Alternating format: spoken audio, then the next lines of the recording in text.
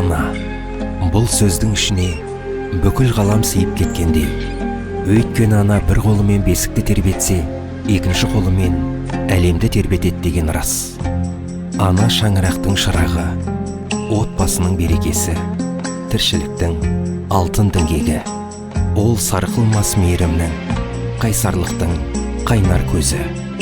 Бұл бейнефильм саналы ғұмырын отбасына арнап, ұрпақтарының мақтанышына айналған Дүйсенбекова Балқия Ержетпекқызы жайында.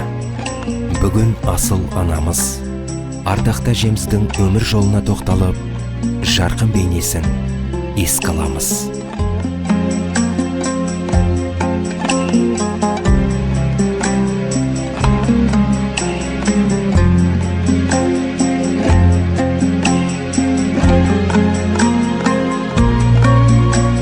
Дүйсенбекова Балқия Ержетпекқызы 1958 жылдың 16 желтоқсанында Алматы облысы Панфилов ауданы Айдарлы ауылында зоотехник пен дәрігердің шаңырағында дүниеге келген. Артынан ерген екі бауыры мен екі сіңілісіне қамқор болып, бауырмалдық пен мейірімге толы ортада өсті. 1967 жылы отбасы Айдарлы ауылынан Алматы облысындағы Жетіген кентіне қоныс аударды. Балқия Ержетпекқызының балалық және жастық шағы осы Жетігенде өтті. 1975 жылы Жетіген орта мектебін тәмамдап, сол жылы Алматы халық шаруашылығы институтына түсіп, қаржы мамандығы бойынша жоғары білім алады. Студенттік шақта ол өмірлік достар тауып, олардың жүрегінде ашық жарқын мінезімен, адалдығымен және сенімділігімен ерекше орын алды.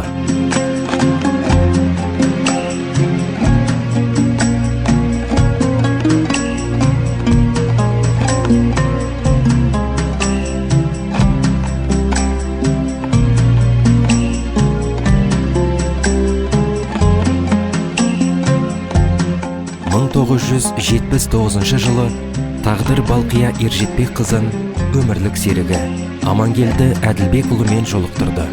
Екеуі отау құрып, анамыз үлкен әулетке келін болып түсті. Дүйсенбековтер әулеті Балқия Ержетпекқызын туған қызындай қабылдады. Ал ол өз кезегінде шын жүрегімен, мейірімімен сол сенімді ақтай білді. 1981 жылы жас отбасы Қоғалы ауданының Тастөзек ауылына қоныс аударды.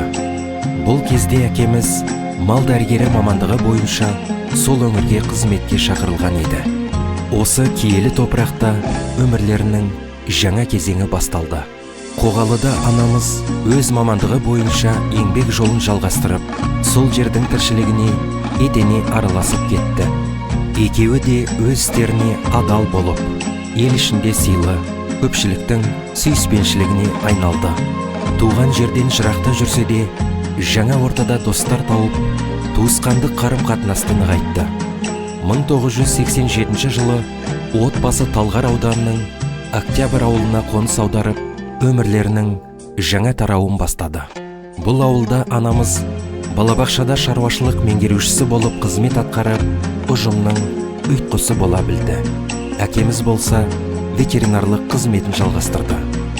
Балқия Ержетпекқызы әрдайым жарының жанынан табылып, оның еңбегіне қолдау көрсетіп, өмірлік серігіне айналды. Үй шаруасы мен перзент тәрбиесін қатар алып жүріп, қоғамдық істерден де шет қалған жоқ. Екеуінің өзара түсіністігі, сыйластығы мен берік байланысы нағыз отбасылық бірліктің үлгісі еді. Балқия Ержетпекқызы жары Амангелді Әділбекұлымен бір шаңырақ астында тату тәтті өмір сүрді. Екеуі дүниеге Самат, Динара, Баян есімді бір ұл мен екі қыз әкелді. Олар ата-ана ретінде балаларының бәріне білім беріп, өмірде бағыт-бағдар көрсетіп, қиын сәттерде жандарынан табылып, отбасын құруларына жағдай жасады.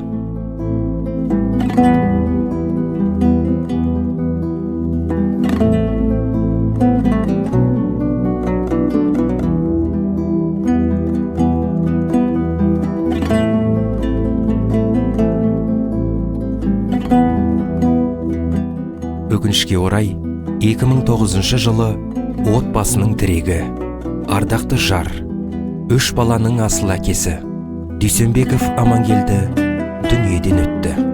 Бұл анамыздың өміріндегі ең ауыр сынақтардың бірі болды. Бірақ ол тағдырдың ауыртпалығына мойымай, рухын түсірмей, балаларының болашағы үшін күресті. Өмірдің мәнін қайта тапты.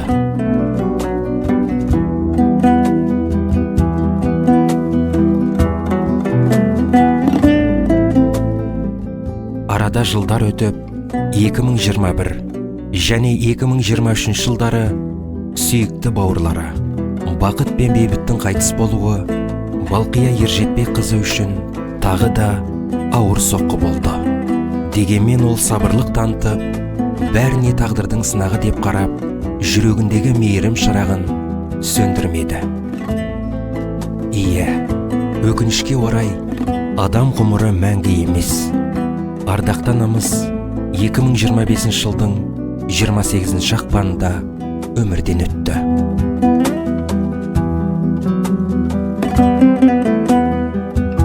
Ол өмірінің соңғы кезеңін балалары мен немерелерінің, туған туыстары мен адал достарының ортасында өткізді.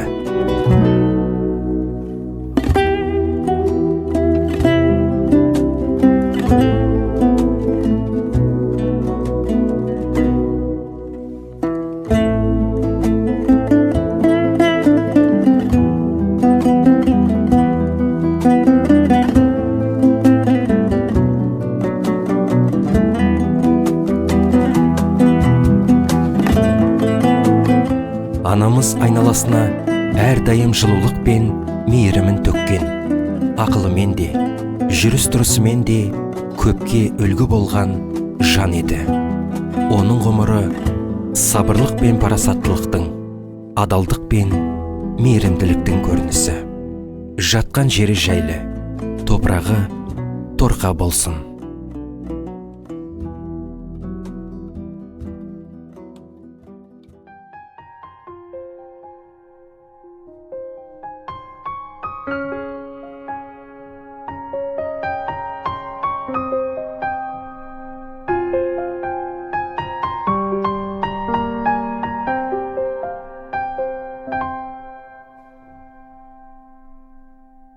Өмір сыйладың, мәпеледің, ол қозыңды жетеледің, мақсатына көздеген.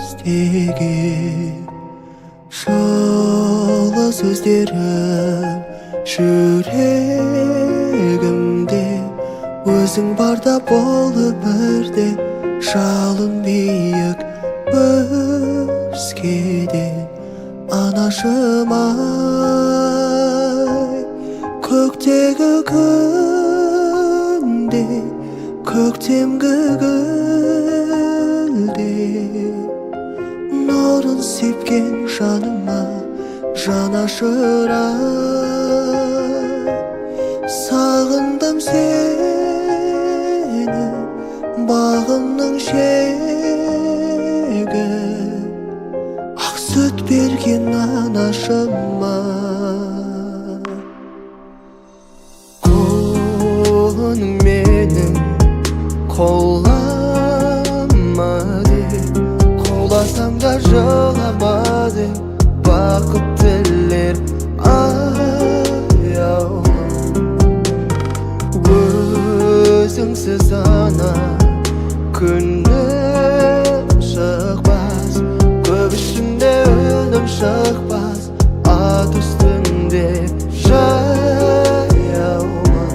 Анашым ай, көктегі күнде, көктемгі гүлде, нұрын сепкен жаныма жанашыр ай.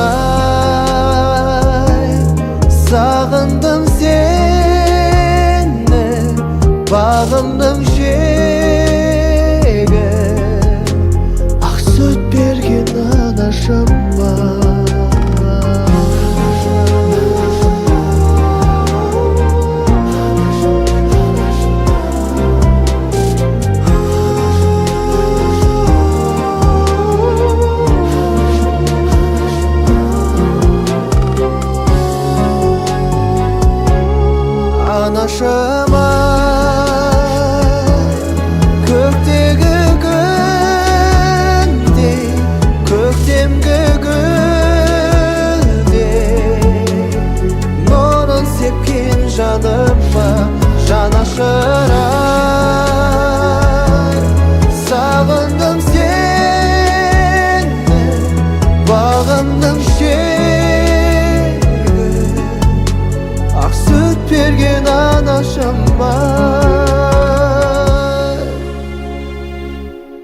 анашыма